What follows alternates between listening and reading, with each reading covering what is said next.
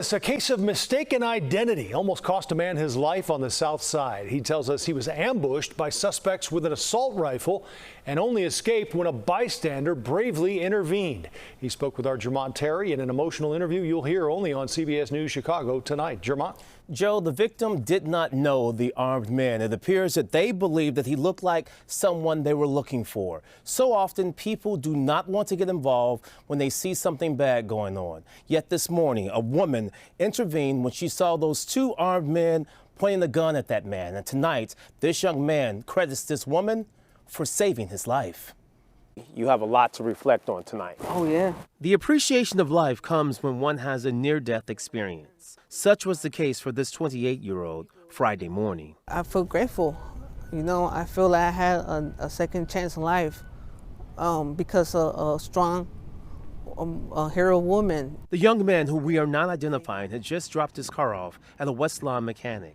While walking near 59th and Lawndale, he tried hopping on this e-scooter. Not even a block away from the scooter. Two men in a dark Hyundai sedan with tinted windows pulled up. The one guy hopped out with the AK, and I was focusing on him, and then I saw the other guy hopped out with another AK. The men pointed the guns at his head in the middle of this block. Remember, we're talking 11:30 in the morning.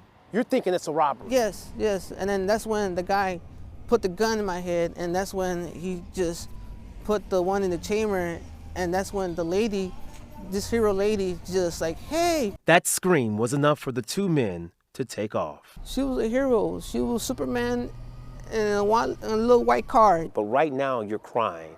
What are the tears for?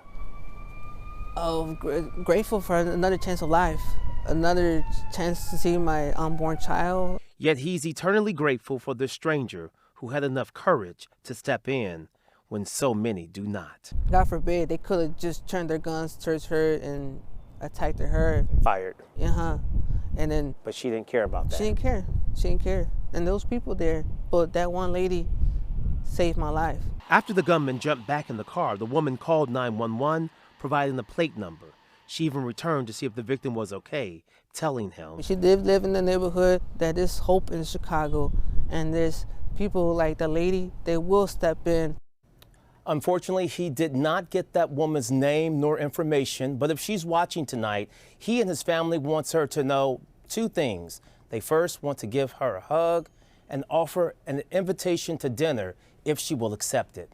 Tonight, Chicago police, they do not have anyone in custody, Joe. Jermont, wow, quite a story, and glad he's here to tell it. Thank you, Jermont.